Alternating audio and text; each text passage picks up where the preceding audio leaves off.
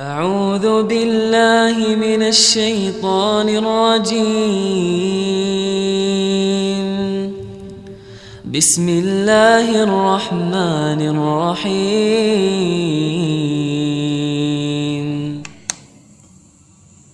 إن الحمد لله نحمده ونستعينه ونستغفره ونعوذ بالله من شرور أنفسنا ومن سيئات أعمالنا.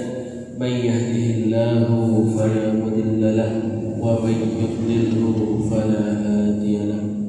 أشهد أن لا إله إلا الله وحده لا شريك له وأشهد أن محمدا عبده ورسوله. أما بعد فيا أيها المسلمون أوصيكم ونفسي بتقوى الله وطاعته فقد فاز من اتقى. فقال الله تعالى في القرآن العظيم: أعوذ بالله من الشيطان الرجيم. يا أيها الذين آمنوا اتقوا الله حق تقاته ولا تموتن إلا وأنتم مسلمون. وقال رسول الله صلى الله عليه وسلم: وشر الأمور محدثاتها فإن كل محدثة بدعة وكل بدعة ضلالة وكل ضلالة في النار. اللهم علمنا ما ينفعنا وانفعنا بما علمتنا وارزقنا علما نافعا وارنا الحق حقا وارزقنا اتباعه وارنا الباطل باطلا وارزقنا اجتنابه. أما بعد. Masyaallah muslimin rahimani wa rahimakumullah. Segala puji marilah kita selalu panjatkan kehadirat Allah Subhanahu wa taala atas segala macam nikmat yang telah Allah anugerahkan kepada kita semua. Mulai dari nikmat kesehatan badan kita, nikmat panjangnya umur kita, dan nikmat keluangan waktu kita. Dan yang lebih dari itu, yang paling utama adalah nikmat iman dan Islam dalam hati kita. Maka apapun nikmat yang sudah Allah berikan kepada kita harus kita syukuri walaupun itu sedikit. Sebagaimana perkataan Rasulullah SAW, "Malam yashkuril qalil, lam yashkuril kabir." Barang siapa yang tidak mensyukuri yang sedikit, maka ia akan sulit untuk mensyukuri yang banyak. Maka semoga kita menjadi hamba Allah yang selalu bersyukur dan dapat memanfaatkan nikmat yang Allah berikan kepada kita dalam ketaatan dan ketakwaan kepadanya. Salat dan salam semoga selalu tercurahkan kepada junjungan kita, suri teladan kita, Nabiullah Muhammad sallallahu alaihi wasallam, kepada seluruh para sahabat, para tabi'in, para tabi'ut tabi'in, serta para ulama yang telah memberikan contoh yang baik kepada kita dan seluruh umatnya sampai hari kebangkitan kelak. Jamaah Jumat yang semoga dirahmati Allah Subhanahu wa taala. Allah Subhanahu wa taala telah menjamin kepada kita rezeki kita semua. Maka setiap makhluk yang ada di bumi ini itu Allah sudah janjikan rezekinya. Dan kita tidak akan meninggalkan dunia ini, kita tidak akan menjemput kematian sampai Allah sudah memberikan semua rezekinya kepada kita. Akan tetapi walaupun rezeki itu sudah dijamin, kadangkala rezeki itu terlambat datang. Allah tidak langsung memberikan rezekinya kepada kita. Kenapa? Karena kita melakukan beberapa hal yang bisa menghambat rezeki kita.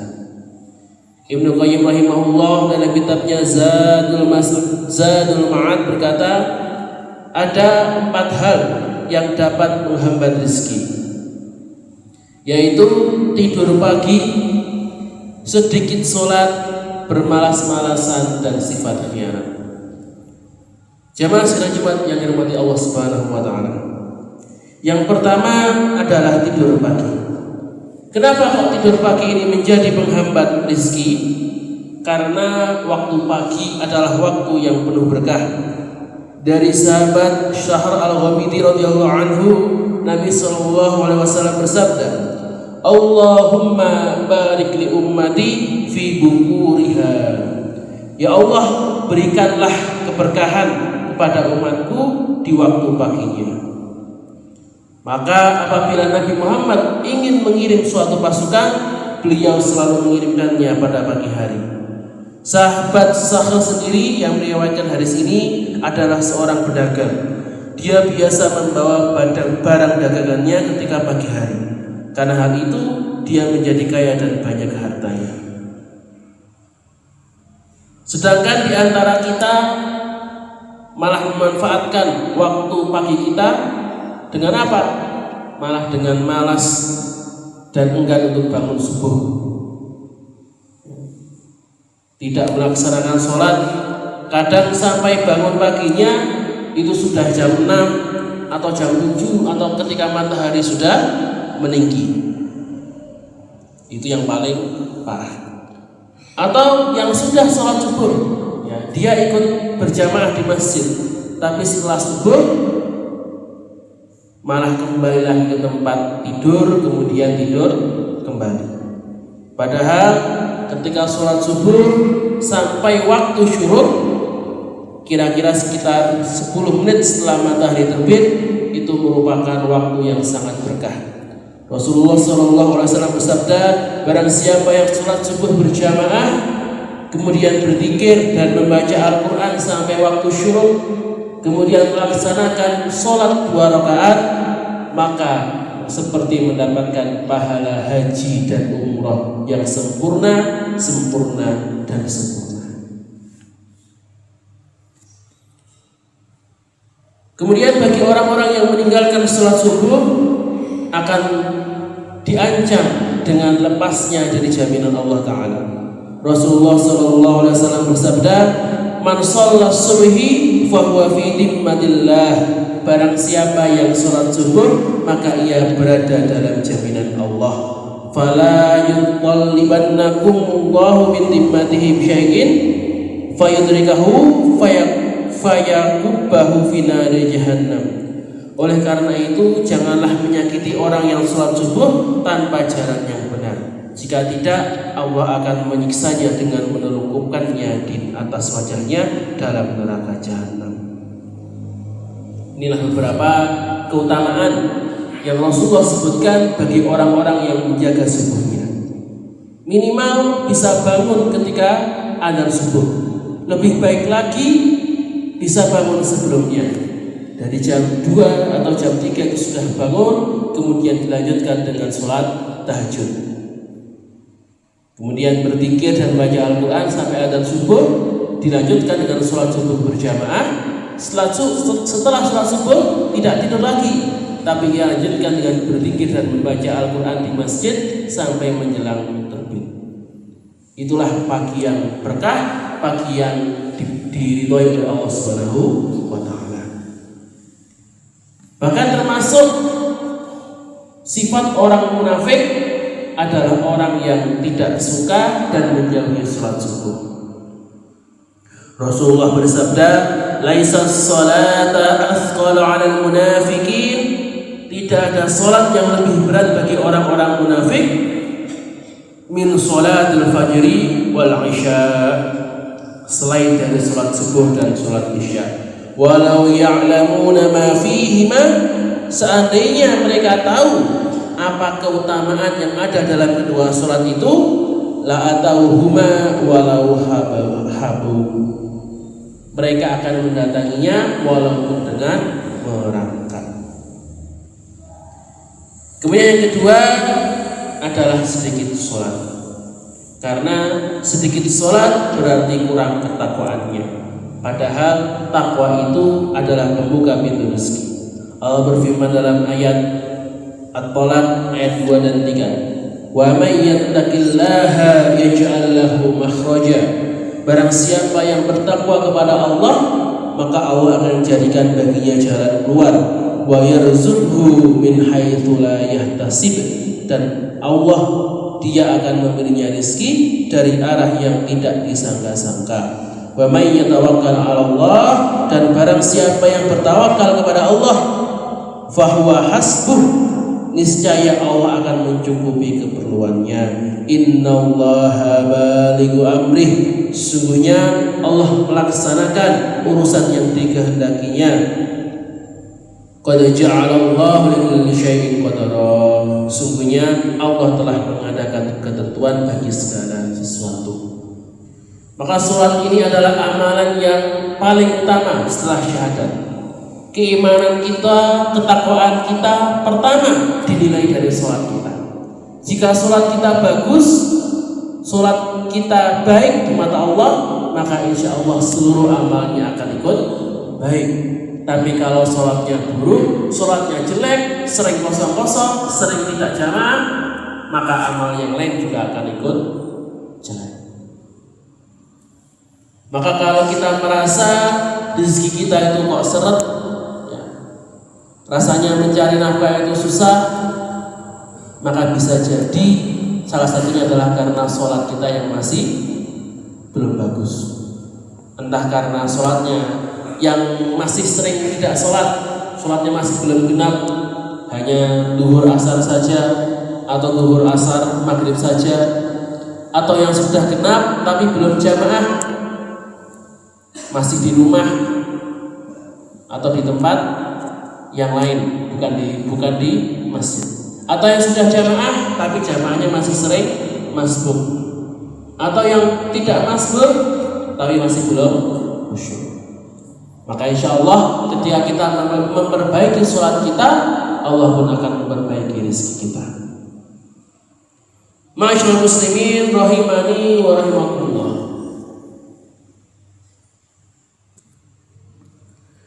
Kemudian penyebab yang ketiga adalah bermalas-malasan.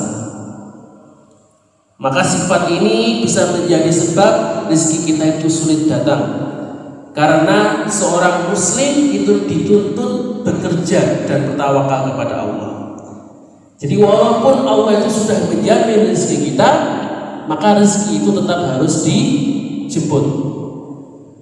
Ibarat kata kita sedang makan di restoran yang all you can eat, semuanya bisa ambil, silahkan ngambil, sudah disediakan, tapi kita tetap harus ngambil dulu. Kalau kita hanya duduk diam, nggak kemana-mana, ya makanannya juga tidak akan datang.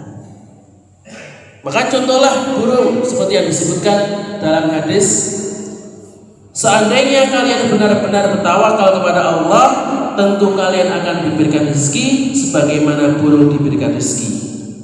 Ia pergi pada pagi hari dalam keadaan lapar dan kembali pada sore hari dalam keadaan kenyang. Ya, burung itu sudah dijamin rezekinya, tapi burung itu tidak hanya duduk di sarangnya, tidak diam menanti rezeki itu datang, tapi dia terbang menyambut rezekinya. Imam Ahmad pernah ditanya mengenai seorang yang cuma duduk-duduk saja di rumahnya atau hanya berdiam di masjid, maka ia berkata, aku tidak mau bekerja sedikit pun dan hanya mau menunggu sampai rezekiku datang. Maka Imam Ahmad pun berkata, orang ini benar-benar bodoh. Padahal Nabi SAW bersabda bahwa burung saja bekerja dan berangkat pada pagi hari. Para sahabat Nabi pun berdagang dan bekerja dengan hasil kurma mereka. Merekalah sebaik-baik teladan. Jadi tidak boleh kita beralasan karena ibadah, karena sholat, karena berdakwah kemudian sampai malas bekerja.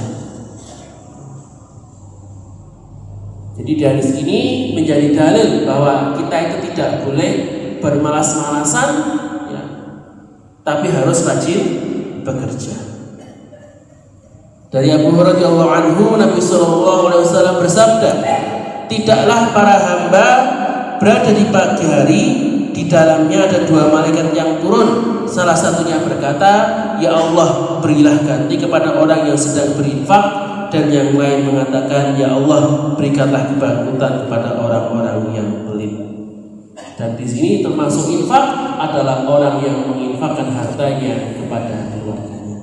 Dia bekerja keras, membanting tulang, mencari nafkah untuk memberi, memberi makan keluarganya. Dan penyebab yang keempat adalah sifat tidak amanah. Kenapa? Karena ini menjadikan orang itu sulit percaya. Kalau orang sudah sulit percaya, bagaimana bisa mendapatkan pekerjaan? Bagaimana bisa mendapatkan tanggung jawab? Maka kalau kita menjadi pekerja, jadilah pekerja yang amanah. Disuruh apa kita jalankan, dipercaya dengan apa kita pegang. Disuruh megang buku kas, maka uangnya tidak pernah hilang. Disuruh menjadi penjaga kuda, maka barangnya tidak pernah hilang.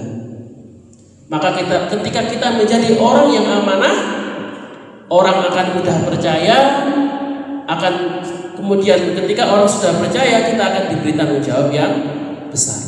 Tapi kalau sudah khianat, tidak ada lagi orang yang percaya, ya sudah. Gimana caranya kita mendapatkan pekerjaan? Dan ketahuilah bahwa sikap khianat ini juga merupakan salah satu sifat dari orang munafik. Dari Abu Hurairah radhiyallahu anhu, Nabi sallallahu alaihi wasallam bersabda, "Ayatul munafiqina thalath." Tanda-tanda orang munafik itu ada 3. Idza hadatsa kadzaba. Jika ia berbicara, maka ia berdusta. Wa idza wa'ada akhlafa. Jika ia janji, ia mengingkarinya. Wa idza tumina khana. Dan jika diberi amanat, dia ingkar. Dan termasuk di sini pula bahwa sifat tidak amanah adalah orang-orang yang tidak melunasi utangnya. Kalau memang kita punya utang kepada orang lain, itu wajib dilunasi, karena utang ini nanti akan menyusahkan kita di akhirat. Dari Ibnu Umar radhiyallahu anhu, Nabi sallallahu alaihi wasallam bersabda, barang siapa yang mati dalam keadaan masih memiliki hutang 1 dinar, maka hutang tersebut akan dilunasi dengan kebaikannya di hari kiamat. Bahkan hutang ini bisa menjadi penghalang orang untuk masuk ke dalam surga. Orang yang syahid mati di medan perang, mengorbankan jiwa dan raganya, mengorbankan seluruh hartanya, itu akan langsung masuk surga. Kecuali kata Rasulullah, orang-orang yang masih punya hutang. Jadi jangan meremehkan hutang. Sesedikit apapun, walaupun cuma 1.000, 2.000, 5.000, jangan sampai hutang ini akan membebani kita di hari kiamat kelak. Ma'asyiral muslimin rahimani wa rahimakumullah. Maka marilah kita mengoreksi diri kita, memuhasabah diri kita. Masihkah dari 4 sifat ini yang masih melekat dalam diri kita? Apakah kita masih sering ketinggalan sholat subuh, masih sering tidur pagi, masih sering bermalas-malasan, masih sering meninggalkan sholat kita, atau masih susah untuk menjaga amanah? Kalau masih, maka mulailah dari sekarang, dari diri kita untuk memperbaiki dirinya masing-masing. Jangan sampai karena kejelekan kita tadi, Allah itu menghambat rezeki kita. Allah akan membuat kita susah di dalam dunia ini maupun di akhirat kelak. Dan semoga Allah memberikan taufik dan hidayah-Nya kepada kita semua. Barakallahu li wa lakum fil Qur'anil 'azim wa nafa'ani wa iyyakum bil ayati wa dzikril hakim wa taqabbal minni tilawatahu innahu huwal ghafurur rahim.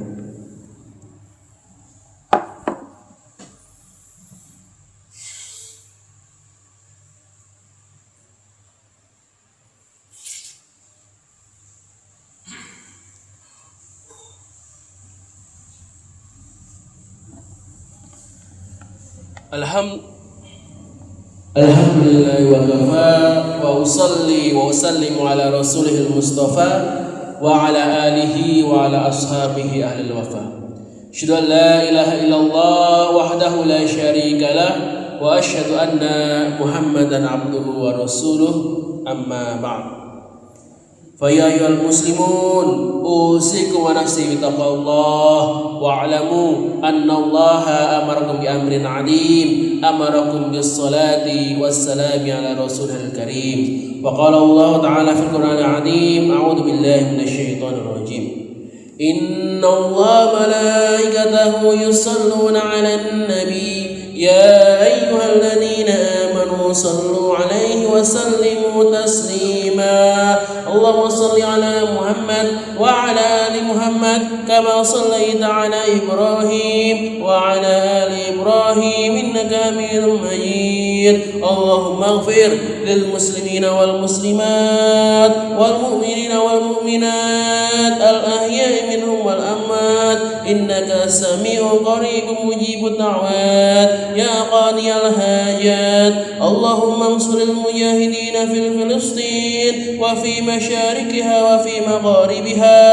وكن لهم وليا ونصيرا ومعينا وظهيرا اللهم ألف بين قلوبنا وأصلح ذات بيننا واهدنا سبل السلام ونجنا من الظلمات إلى النور وجنبنا الفواحش ما ظهر منها وما بطن وبارك لنا في أسماعنا وأبصارنا وقلوبنا وأزواجنا وذرياتنا وتب علينا إنك أنت التواب الرحيم واجعلنا شاكرين لنعمتك مثنين بها قابلها وأتمها علينا اللهم إنا نسألك الهدى والتقى والعفاف والغنى اللهم إنا نسألك علما نافعا ورزقا طيبا وعملا متقبلا اللهم إنا نسألك العفا والعافية في ديننا ودنيانا والآخرة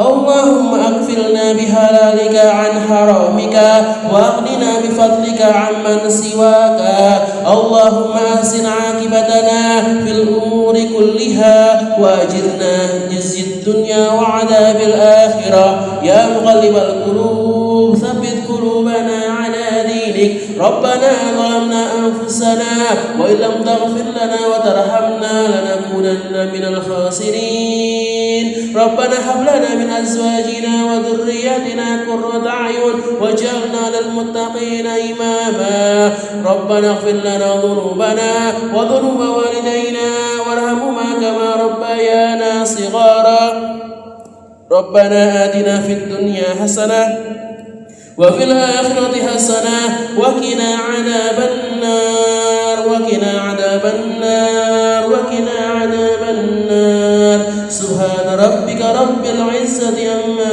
يصفون وسلام على المرسلين والحمد لله رب العالمين آمين آمين يا رب العالمين عباد الله إنه لا يأمر بالعدل والإحسان وإيتاء ذي القربى وينهى عن الفحشاء والمنكر والبغي يعظكم لعلكم تذكرون واذكروا الله العظيم يذكركم ولذكر الله أكبر أقيموا الصلاة سبحان ربك رب العزة عما يصفون وسلام على المرسلين والحمد لله رب العالمين صدق الله العظيم.